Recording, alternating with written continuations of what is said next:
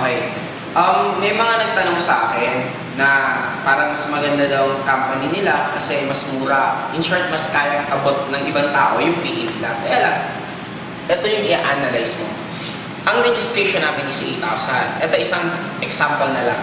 Alam mo, sa A-Global, 7,980. Tapos sabihin natin, yung ibang networking company, 2,000 ang registration. Kung pareho silang binary, normally, kung ang A-Global, ang direct referral bonus nila is 500 pesos, eto, hindi rin nila syempre kaya maging 500. Malamang, sabihin na lang natin, ang direct referral nila, sabihin natin, halimbawa na lang 200 pesos. Okay? Ang pairing ng A-Global, sabihin na ang pairing nila, 1.5.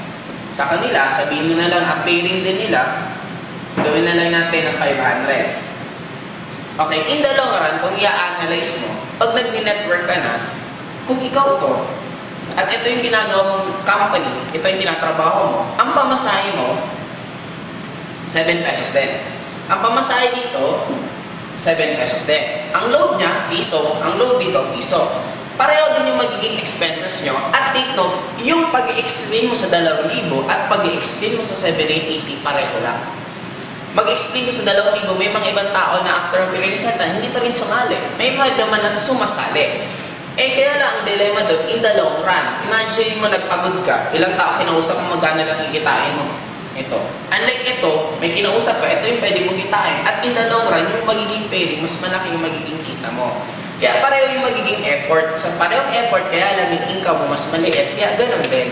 Kasi kung sa totoo lang, kung i-base natin pamurahan, di ba? Ang magandang networking kami pamurahan. Doon na lang, meron akong alam na isang networking company, aloe vera produkto nila, ang registration nila ay magkano? 6 na piso. O di kung pamurahan lang naman, di dito na lang tayo lahat. Pero bakit hindi pa rin sila mag-click? Kasi nga, hindi lang naman yan sa registration. Ang maganda sa global back, may sistema.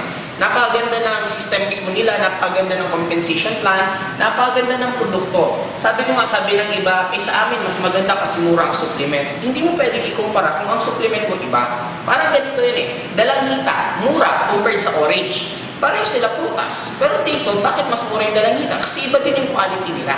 Parang dito rin, hindi mo pwedeng ikumpara na yung produkto nila, supplement, ito puro supplement. What if supplement niya, hindi naman effective? Sa global, napakaganda ng produkto. Hindi simple. Hindi talagang simple lang nag-manufacture ng food supplement. Kundi isa talagang big time. Kaya kung i-analyze mo, parang ito na lang. Simple lang. Bakit ka sasali dito? Ganito nga kamura. Wala naman ako dyan. At least dito sa 780, nandito ako. Diba, maliban sa nandito ako, ang dahil pang ibang magagaling ng mga networker mismo na nandito, na wala doon. Kaya in short, ang titingnan natin, hindi lang dahil sa presyo. Tingnan mo rin yung magiging kasama mo, yung magiging may-ari, yung ambience ng opisina, lahat. Ang dami pang factor na i-analyze kung bakit ganito ang registration ng global. Okay, Docs?